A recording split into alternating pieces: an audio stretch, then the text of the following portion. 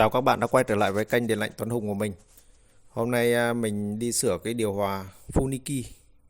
Đây là dòng điều hòa mono 2 chiều. Cái dòng này là dòng điều hòa của hồi xưa đó các bạn. Đấy, con điều hòa này nó cũng lâu rồi. Hiện tượng thì bây giờ là nó là cắm điện không lên gì. Đấy, mình ghim điện vào. Đây có 220, 230. Đây là đã có điện áp cấp vào cho bo mạch. Đấy, và mạch thì không lên gì. Thì bây giờ mình sẽ tiến hành là tháo cái mạch ra. Đây, cái mạch hồi xưa thì nhìn nó vẫn là dày dặn, chắc chắn. 1 2 3 4. Đấy, 1 2 là cấp lốc, 2 3 là cấp van, 2 4 là cấp quạt. Đây. Thì mình mở ra thì thấy cầu chì nó đang bị chập rồi đây. Chập rồi đây. Chập cái cầu chì này thì có thể là do nguồn điện mà chẳng hạn như là quy định là 220 mà nó lên 380 thì nó cũng có thể là chập cái đứt cái cầu chì này. Nhưng mà thường là cầu chì này đứt, nếu như vì điện thì cái con bảo vệ của áp nó sẽ chập, nó sẽ đứt tách ra để bảo vệ IC. Nhưng mà với cái mạch này thì mình thấy là nó không có hiện tượng gì chập về cái đường nguồn cả. Đấy, thì mình sẽ tiến hành theo dõi sau cái cầu chì này nó sẽ cấp cho những cái phụ tải nào. Đấy, thì gồm những gì? Đấy là gồm những van đảo chiều, tức là chiều nóng đó các bạn, chiều nóng chiều lạnh, và cái đường quạt và cái đường nguồn cấp cho IC, vi xử lý. Đấy, 2 3 cái nguồn này thì nó sẽ cấp đi qua cầu chì. Thì mình sẽ tiến hành đo kiểm. Đây, mình đo đây. Khi đo kiểm thì các bạn phải loại trừ ra 2 con rơ le này là một con cấp cho van đảo chiều và một con cấp quạt. Đấy, nó ăn nguồn đấy. Mình sẽ rút dây nguồn ra cho nó gọn để tiện kiểm tra cũng như là sửa chữa. Thì đây, mình để đây cho nó gọn. Đây là cái mạch nhìn một cách cụ thể hơn. Đấy, 2 con rơ le, các bạn để ý nhé. 2 con rơ le, để điều khiển 2 con rơ le này thì nó ăn cấp nguồn từ lệnh từ vi xử lý. Đấy, đây là cái IC 7805. Con này vẫn là dùng cái nguồn biến áp của hồi trước để hạ áp xuống 12V. Đấy, bây giờ mình sẽ tiến hành đo. Cái mạch đời trước thì nó rất là chắc chắn nhé, không phải như cái mạch bây giờ. Mạch bây giờ là nhìn cái chân linh kiện nó rất là kém. Đây, mình chỉnh cái camera cho nó rõ ràng một tí. Đây, mình chỉnh để nó như thế là hơi khó xem.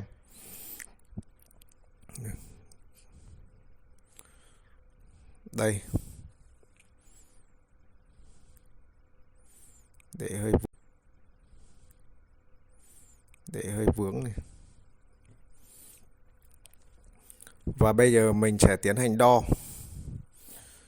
Đây là 7805, chân giữa là mát, chân bên phải là 5V. Thì mình chỉ kiểm tra cái nguồn 5V có bị chập không. Đấy, đo 2 chiều mà lên hàng mê là được các bạn nhé. Đấy. Đây. Nếu như các bạn đo kiểm cái nguồn tốt, không bị chập, tức là vi xử lý không bị chập, thì các bạn đóng cầu chì vào. Có thể là do cái cầu chì nó kém, mình cũng không loại trừ. Đấy. Và bây giờ mình sẽ tiến hành là ghim điện vào, và mình cắm cả cái quạt nữa. Cái nguyên nhân chập ấy thì nó có 3 nguyên nhân đấy thôi. Mình loại trừ dần. Và đây, mình sẽ bật điện lên. Đấy, mình lấy cái điều khiển mình bấm. Đấy, máy đã lên nguồn. Như thế là mình đã loại trừ được một cái nguyên nhân. Đấy là mạch không bị chập nhé các bạn nhé. Đấy, mình để kiểm tra này. Có 200. Đây, mình để đây nó hơi rõ. Đây, đây là cái đường cấp lốc. Đấy, khi mình bật nguồn lên thì một lúc nó sẽ cấp lốc. Đây, cũng không loại trừ là nó chập nha các bạn nha. Đây, mình cứ để cho nó quay tí, nhìn cái quạt nó đang quay nhìn hơi hơi khó nhìn. Thì mình sẽ kiểm tra cái cấp lốc. Cái nguồn này thì nó cũng dùng dơ le hồi trước. Đây,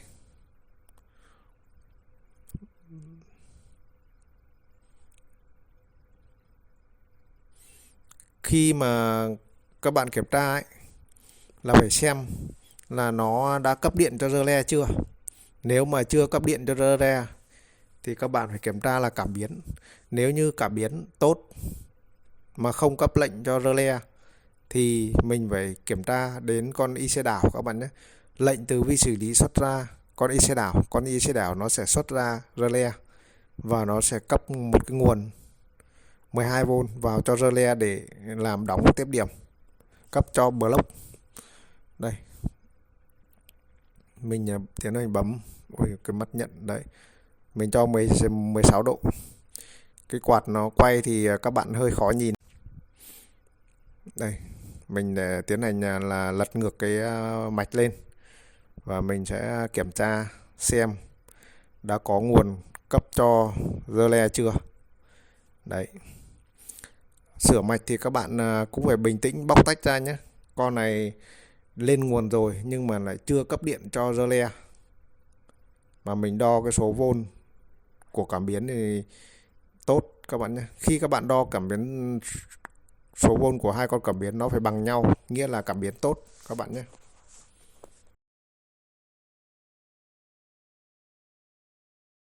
Và mình đã chờ nó nhưng mà không thấy nó cấp điện ra cho block thì mình sẽ tiến hành là thay cái le các bạn nhé. Đấy, có 12V nhưng nó lại không cái tiếp điểm chính để đóng nối tắt giữa nguồn và một tiếp điểm chờ sẵn cho block thì nó không đóng. Nghĩa là cái máy này là nó chịu dòng cao cho nên là cái tiếp điểm nó kém. Quá trình sử dụng theo năm tháng thì nó kém dẫn đến là vấn đề là nó bị hỏng cái tiếp điểm. Có thể là cái tiếp điểm chính ở trong nó bị cong hoặc là bị vênh lên làm cho tiếp xúc nó kém. Vì cái máy 24.000 dòng nó hơn tầm 10A, mà cái rơ le này nó cũng xấp xỉ gần 10A. Bình thường cũng xấp xỉ gần 10A. Bình thường các máy 24.000 là nó sẽ có một cái khởi động gọi là cái contactor ở ngoài cục nóng để nó làm đóng tiết điểm chính, và cái nguồn relay này nó sẽ làm đóng cái contactor. Đấy là để giảm cái dòng đi qua cái bo mạch cũng như cái relay. Nhưng mà mình không kiểm tra ở ngoài cục nóng, không biết là cái máy này đã có người sửa chữa chưa. Nhưng mà ban đầu thì là mình thấy nó có cấp điện vào và không đóng, không làm thông cái tiếp điểm của rơ le, cho nên là mình tiến hành thay cái rơ le.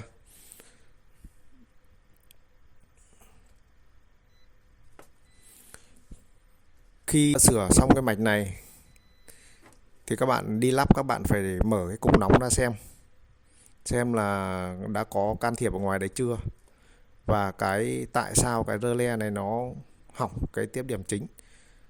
Và khi mình đo thế này thì đây mình đo để mình ghim cái nguồn vào.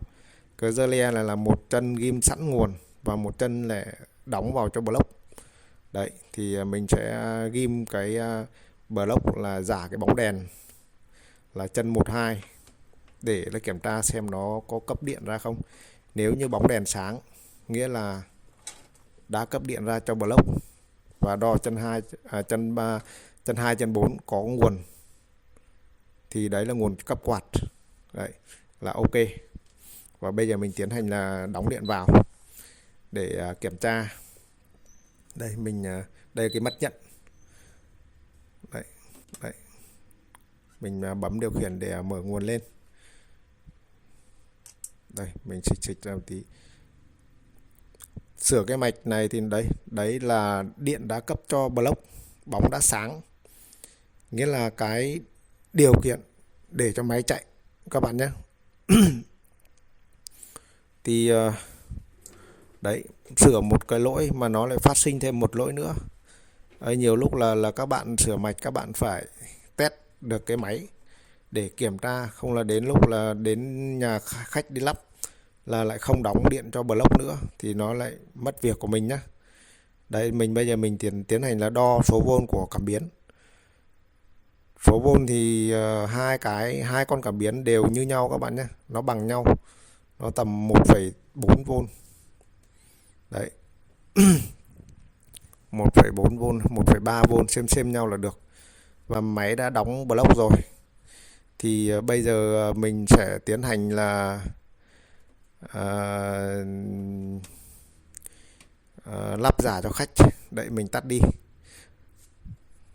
Và cái video của mình đến đây xin kết thúc. Xin chào, hẹn gặp lại các bạn video sau. Bạn nào thấy hay cho mình xin một lượt đăng ký. Mình xin